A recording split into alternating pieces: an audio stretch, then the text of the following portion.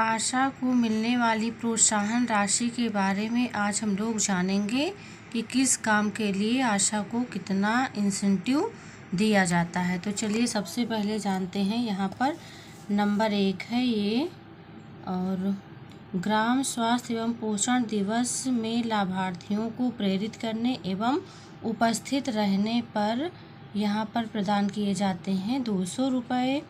उसके बाद ग्राम स्वास्थ्य स्वच्छता एवं पोषण समिति की बैठक में प्रतिभाग करने के लिए आपको 150 रुपये दिए जाते हैं।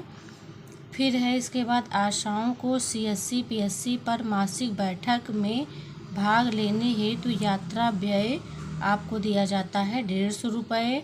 फिर है ग्राम सर्वे का अद्यतन करना, यानी कि जो आपका एरिया है उसका सर्वे करने के लिए आपको दिए जाते हैं 300 रुपये।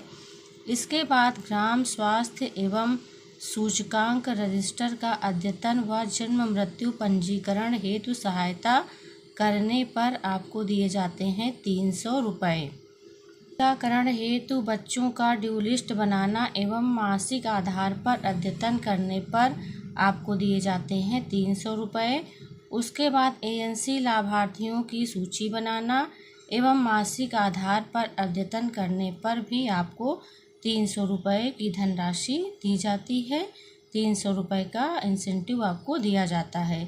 इसके बाद है योग्य दंपतियों की सूची बनाना एवं मासिक आधार पर अद्यतन करने पर आपको दिए जाते हैं यहाँ पर 300 रुपये।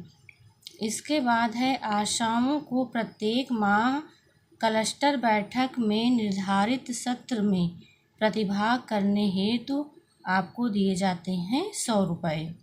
और AAA की बैठक प्रतिमाह कराने पर आशा हेतु आपको दिया जाता है 75 रुपये, यानी कि AAA की जो बैठक होती है उसमें आपको 75 रुपये दिए जाते हैं। और ये सारे जो इंसेंटिव हैं आप लोगों को क्या आपको मिल रहे हैं या नहीं मिल रहे हैं, कमेंट करके आप लोग ज़रूर बताइएगा। इसके बाद है माता बैठक MGM की बैठक कराने पर आपको 200 रुपये दिए जाते हैं। हेल्थ प्रमोशन डे SPD की बैठक कराने के लिए भी आपको 200 रुपये मिलते हैं। आशा द्वारा CBAC फार्म भरने हेतु प्रति फार्म HWC ये भी आपको यहाँ पर 10 रुपये प्रति फार्म का दिया जाता है। तो ये आपको आपके यहाँ पर मिल रहा है या नहीं मिल रहा, आप कमेंट करके ज़रूर बताइएगा। गैर संचारी रोगों से ग्रसित रोगियों का फॉलोअप करने पर प्रति लाभार्थी NCD, तो फॉलोअप करने पर यहाँ पर आपको दिए जाते हैं 100 रुपये। इसके बाद है पूर्ण प्रसव पूर्व देखभाल, पूर्ण ANC जांच तथा MCP या RCH नंबर अंकन के पश्चात चिकित्सा इकाई में संस्थागत प्रसव कराने पर आपको 600 रुपये दिए जाते हैं। और पूर्ण प्रसव पूर्व देखभाल व ANC जांच तथा MCP कार्ड RCH नंबर अंकन के बिना सरकारी चिकित्सा इकाई में संस्थागत प्रसव कराने पर आपको 300 रुपये की धनराशि दी जाती है, यानी कि 300 रुपये का इंसेंटिव मिलता है। अगर आप महिला की जांच करा रही हैं उसके बाद संस्थागत डिलीवरी करा रही हैं तो 600 रुपये। खाली आपने यहाँ पर सिर्फ जांच कराई है महिला की और तो आपको यहाँ पर 300 रुपये दिए जाएंगे। और यहाँ पे इस धनराशि में थोड़ा सा अंतर है। शहरी क्षेत्र में आशा को सिर्फ 400 रुपये दिए जाते हैं और ग्रामीण में आशा को 600 रुपये दिए जाते हैं। तो ये आप लोग बताइएगा कि आप शहर से देख रही हैं या ग्रामीण क्षेत्र से वीडियो देख रही हैं। इसके बाद बात करते हैं छाया VHSND सत्र पर अति जोखिम गर्भवती महिला का जांच एवं संस्थागत प्रसव कराने तथा प्रसव कराने के साथ VHIR में अंकन और RCH पोर्टल पर एंट्री करने पर प्रति केस आपको यहाँ पर 300 रुपये भी प्रदान किए जाते हैं। यानी कि जो जोखिम वाली महिला है, जोखिम खतरे के लक्षण है महिला में, उसके अगर आप ये सब करती हैं तो आपको 300 रुपये प्रदान किए जाते हैं। चिन्हित उच्च जोखिम युक्त गर्भवती महिला की आशा द्वारा चिकित्सा इकाई पर 3 अतिरिक्त विजिट प्रशिक्षण हेतु पर प्रति विजिट PMSMA पर उसे 100 रुपये प्रदान किए जाते हैं। चिन्हित उच्च जोखिम युक्त गर्भवती महिला के सुरक्षित संस्थागत प्रसव एवं प्रसवोपरांत 45 दिनों तक एवं नवजात शिशु की देखभाल एएनएम या चिकित्सक द्वारा सत्यापन उपरांत आशा को प्रति प्रसूता 500 रुपये यहाँ पर दिए जाते हैं। महिला सास बहू सम्मेलन में 100 रुपये प्रदान किए जाते हैं। महिला नसबंदी में 300 रुपये, पुरुष नसबंदी में 400 रुपये, प्रसव पश्चात नसबंदी कराने पर 400 रुपये, 2 बच्चों के बाद स्थायी गर्भनिरोधक अपनाने पर 1000 रुपये, शादी के बाद 2 साल तक बच्चों में प्रथम बच्चे से हेतु अंतराल रखने पर प्रेरित करने पर 500 रुपये, प्रथम बच्चे से द्वितीय बच्चे में 3 साल के उपरांत रखने हेतु प्रेरित करने पर 500 रुपये दिए जाते हैं। आपके यहाँ पर ये धनराशि मिल रही है या नहीं मिल रही है, इसका हमें कमेंट में ज़रूर बताइएगा।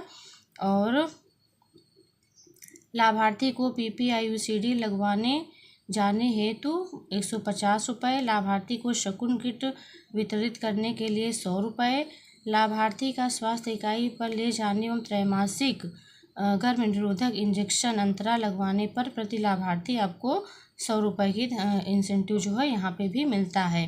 क्लाइंट को PAIUCD लगवाने पर स्वास्थ्य इकाई पर ले जाने या सहयोग करने पर 150 रुपये, महिला को चिकित्सालय तक जाकर सर्जिकल विधि से गर्भपात सेवाओं को सुनिश्चित कराने पर प्रति केस 150 रुपये की धनराशि यहाँ पर दी जाती है।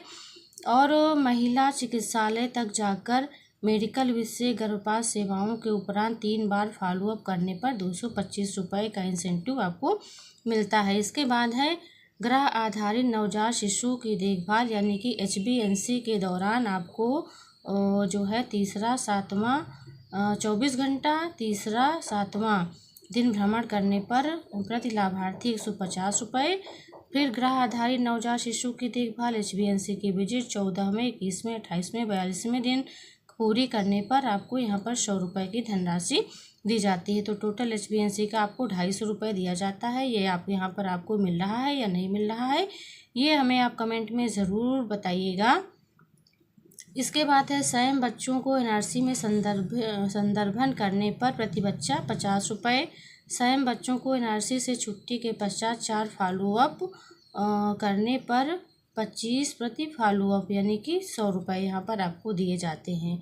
AMB कार्यक्रम में आशा द्वारा 6 माह से 59 माह तक के बच्चों को ये जो आयरन सिरप दिया जाता है वितरण करने के लिए, उसके लिए आपको 50 रुपये की धनराशि दी जाती है, 50 रुपये का इंसेंटिव दिया जाता है।